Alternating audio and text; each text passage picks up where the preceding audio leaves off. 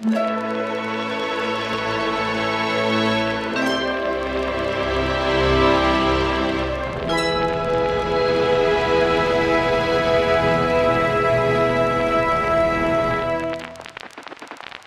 to part 2 of this Out of Line discussion with Nikita Dragun.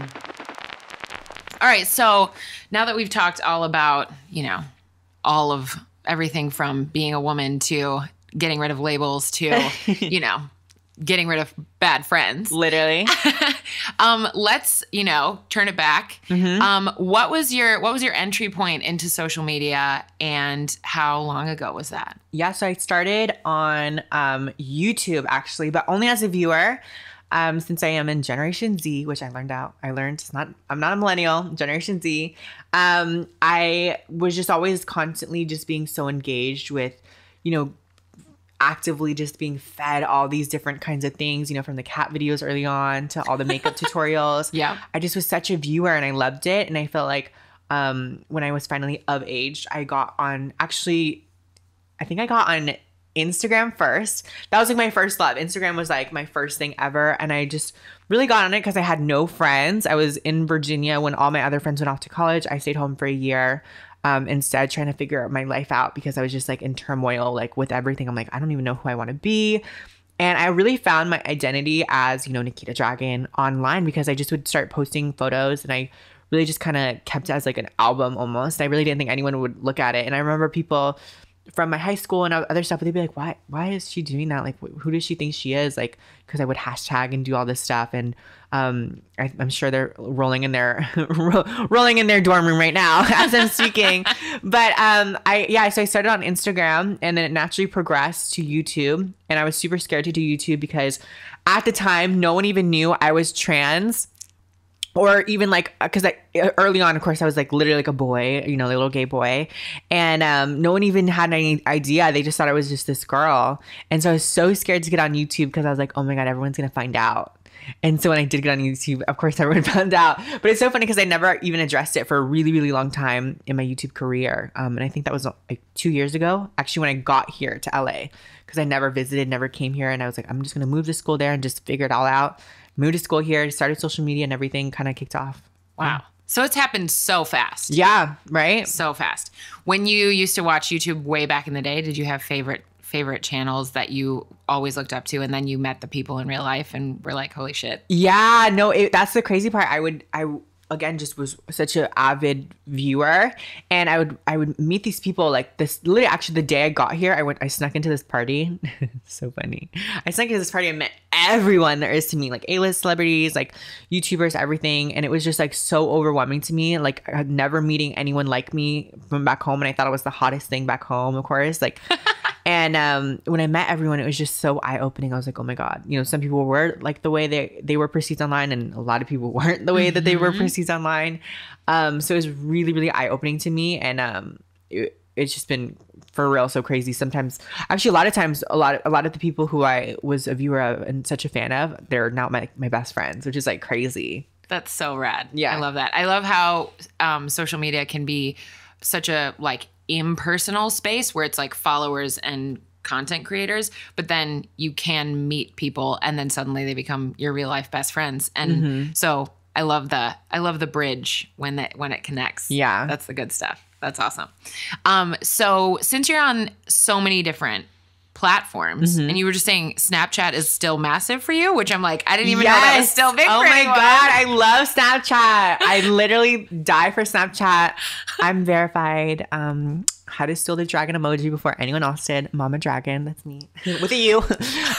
But yeah, no, I have such a solid love for Snapchat because those are like my die hards. Like, and anytime I have, like when I post a photo, when I post a new video, I go to Snapchat to really push the engagement, and it's like always super crazy. They're your people. I love that.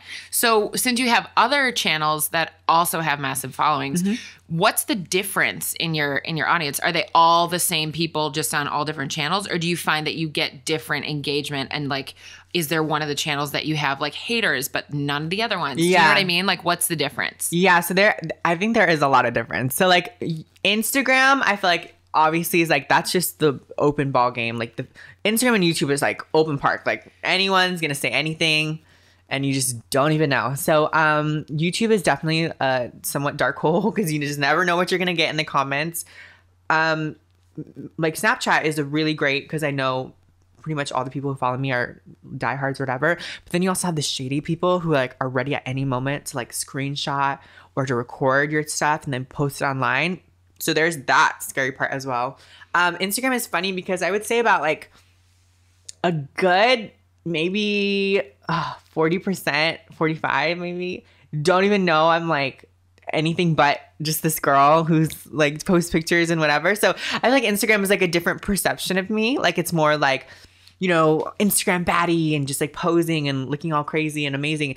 But YouTube, I'm very honest and real about, obviously. And then Snapchat's like a whole nother amount of like real and just like all sorts of crazy. And then Twitter, I feel like I'm not as Twitter. It's a mix, because you know at any moment if you tweet the wrong thing, it's over. And I'm like not as great at comebacks, and I'm just like sometimes not as like I've always been like a talk on the phone kind of girl. I'm not like a texter, so not the best with words. I'd rather just like, you know, talk it out in person. So yeah, I feel like there is like difference in audiences for sure. That's so interesting. Yeah, because I have a lot of different guests on, and a lot of times they have like one platform or channel that's their main audience, and then they have the other ones that are kind of there. Yeah. But you have so many different channels. Yeah, it's for sure spread. I'm so curious to hear that they're all so different. Yeah. That's really interesting. Wow. Cool. So I know how honest you are in your online, and you were saying before you try to be like the same person both on and offline. How much of your life is online? Like how much time in a day are you offline? Or are there, you know, when you hang out with your friends, are you like, hey guys, let's put our phones away? Yeah. Do you ever do anything like that? Yeah, no, for sure. I mean, my friends who are also in social media, we pretty much are offline when we're together the whole time. Unless there's like key specific moments, we will go online or whatever. But like most of the time, just to avoid anything, we just kind of just have our own moments, play our board games, watch movies, and just totally chill. And also too, I found, I don't know, I'm very great about knowing when's a good time and when's a not, especially again, like this whole relationship thing is like in my mind now. I feel like by putting a relationship out there, sometimes I kind of like lure people over there and like, okay, I'm like, go focus on that one. I'm actually over here. So it's just all about the perception and knowing it. And also knowing that other people have that sense of like knowing what they put out there too. So like maybe all you see is not what should be believed. But yeah, no, I have offline moments all the time. I do say though a lot of my life is online, which is like a good and a bad, but I'm great about feeding everyone, you know, just giving them the content and then being able to just have my moments and log off and just being able to chill. Yeah, that's cool. I have two questions from what you said that came up. You play board games? Yeah. My friends and I not only are so competitive, but I'm also, well, because I used to be a gamer. Like I played World of Warcraft for several years until I was like in senior year of high school. And then we're on our addiction now as Super Smash Brothers and like Mario Kart and like, you know, actually like games like that. And like we love like just competitive games because I feel like that's why we're friends, because we just get our aggression out in there and then we get all crazy. But like lately we've been playing Clue and like Uno. Oh my god, Uno gets so intense. Like I actually question my friendship sometimes when I'm like, we get really in the heat of the moment. So yeah, for sure, board games are a must. That is incredible. I love that. And then the other question that I was gonna say is, you know, you have had so much of your adult, like all of your adult life has, you've had the internet. You've been, you know, you're Generation Z. So have you ever tried to imagine what online life will be like in like 20 years? Oh my god.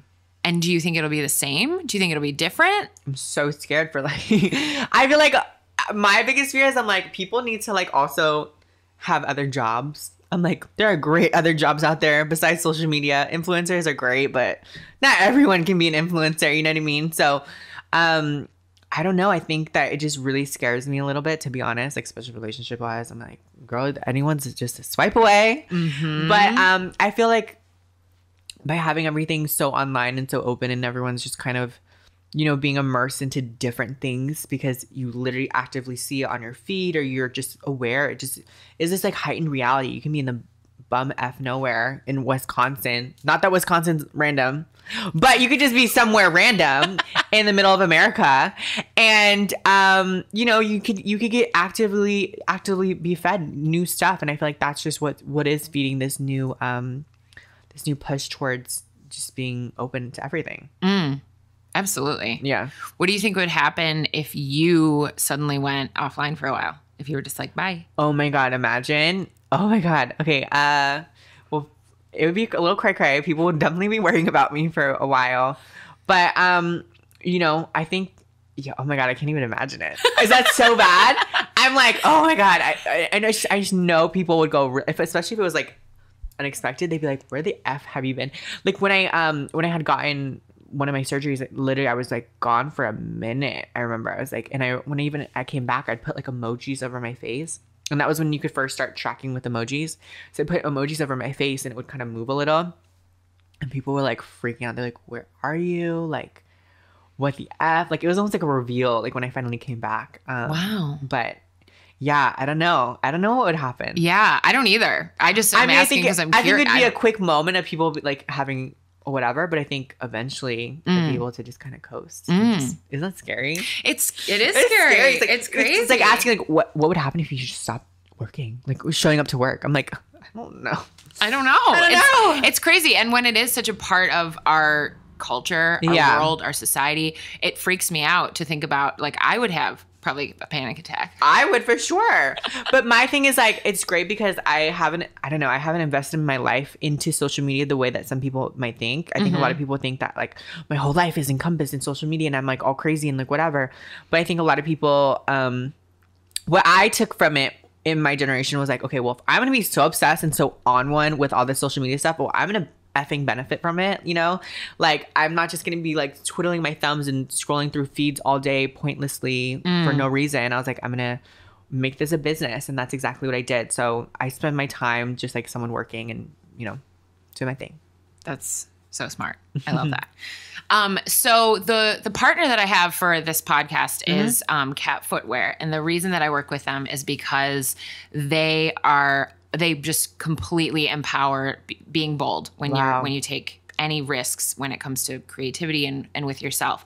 So when did you know, when you were kind of building your business, when you were building your empire, at what point did you know without a doubt that you were making the right choice to just like move out here, to take the risk? Like you said, you hadn't even come out here. No, never. To check it out. So how did you know that you were doing the right thing? And how do you make decisions that are super risky like that and know you're doing the right thing? Yeah. I think my first real moment with that was when I finally started documenting everything. Like my I Am Transgender video, I never had even said the word transgender out loud. Literally, ever. I never have even said it. And I was just like, you know what? If I say it and I just kind of like have that moment with myself. So that was like my first moment, like I was saying earlier, of like just really facing yourself and like having your honest and like not letting it boil up. But that moment I let everything boil up. And I just was like, you know what, if I post this video, I have no choice but to face it. So I remember I sat on that video for like months and I was like, I'm not doing it. And I finally was able to do it. And that was the first moment, was like, oh my God. Like, and I remember I didn't look at the comments for the longest time. And then I finally looked back at it like a couple of days later, and it was like nothing but positive, love and just support, and a different side of the internet that I didn't think that would be there. And so, it'd be parents that'd be like, oh my God, thank you like for letting me know about this, because now I can understand my child a little bit more, or just different things like that. So like that was one of my bold moments for sure, that my defining bold moment, that I was like, oh my God, like this, I can actually, I can actually do this and maybe not feel so scared to do it. Yeah. It makes me so happy to hear that people can be loving, because sometimes I feel like there are so many trolls and haters a lot of the time, and so it makes me so happy to just hear the goodness of people. Yeah, because I want to believe that. Yeah, I want to believe that it's there. Me too. Last two questions. Yeah. One is, what do you do when you need to just chill and just love on yourself? What kind of self-care do you do, or what do you do to just self-care? Ooh, I love a good massage. Like I'm like, oh my God, like, but not even like, the frou-frou, like pampering, whatever. I'm like very like, I love to get like a really like intense, usually Chinese massage or like a Thai massage, and just really get everything aligned. I feel like since I used to be an athlete, like gymnastics, diving, cheerleading, everything. So I just feel like that kind of like realignment, in a sense, it's just like, okay, like let me get like everything out, because not only emotionally, but I feel like physically we store a lot of different things in our body. So just kind of like getting everything reset, like just really is like the best pampering thing ever for me. Beyond just beauty, because I feel like I do the beauty stuff all the time, like whether it's like spa stuff or like face mask or whatever, like over it, you know. Honestly, massages are like the best thing for me. I'm like, let me just realign my chakras. Yeah. A whole moment. How often do you go? Honestly, now I used to go like every like other month or whatever. Now I've been going like at least sometimes like once a week. Yeah. Or like once every 2 weeks. But 1 week I went like at least twice, because I was like, girl, there's a lot that needs to be pushed out. So like, yeah. And sometimes after a really deep tissue massage, I'm like sore afterwards. Yeah. Because it's just my whole body feels like it's been beaten. I love it. That's my favorite feeling. Oh, I know it sounds so bad. I'm like, yes, because I just feel like everything's reset. And I'm like, yay. No, I'm with you. Now, this one's a little getting weird. Getting Okay, deep go here. ahead. So everyone's so different all over the world. We're all so different. But what is something that you believe that we all have in common? We all have in common. Oh, that's a good one. I think we all have in common. I really do feel like there's good in everyone, and especially like love. I feel like that's just like the root of everyone, whether it's like you love things that are different from what I love or whatever. I feel like there's that sense of pride in every single person, whether, you know, it is for the better or for the worst. I feel like everyone has that sense in them. So, I mean, I'm just a firm believer in that people are born good, you know, and maybe taught something else. But yeah, I do believe that. I am. Even if I'm wrong, I'm going to continue to believe that we do all have good intentions and love in somewhere in us, whatever your intentions are. That's amazing. I like to believe that too. Right? And I think sometimes it can be hard, especially these days. There can be some moments where I'm like, uh-oh, am I wrong? Yeah. But I'm going to stick with it. I'm going to stick with you. Right? It's such a little PC answer. World peace. World peace. We're all love. Oh, man. Well, thank you so much for being here today. If anybody wants to check out new stuff that you're doing, what's new stuff that we can check out? Where do we find you? Yeah, of course. Tell us everything. Let me do my little YouTube sign up. You can follow me on all my social media accounts at Nikita_Dragun, or on Snapchat at Mama Dragon. It's Dragun.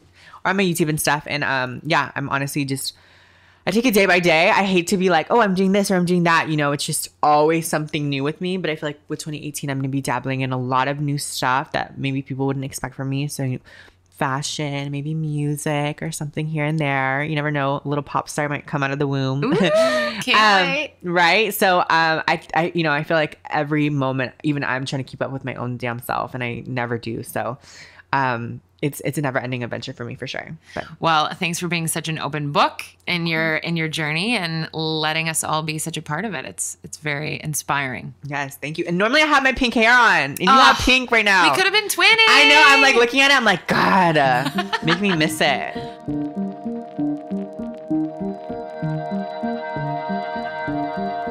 You've been listening to Out of Line with Caroline Lee. Tweet me at Team Woodnote or tag me in your posts on Instagram using Out of Line Podcast, and let me know what you thought of today's discussion and who you'd like to hear as a guest on Out of Line next. This episode of Out of Line was produced by me, Caroline. All sound editing, engineering, and original music composition by Jaden Lee. And a big thank you to Cat Footwear for working with Out of Line this season. Hit subscribe to get the next episode on your mobile device when it drops next week. And if you love what you heard, please whip out a review, will ya?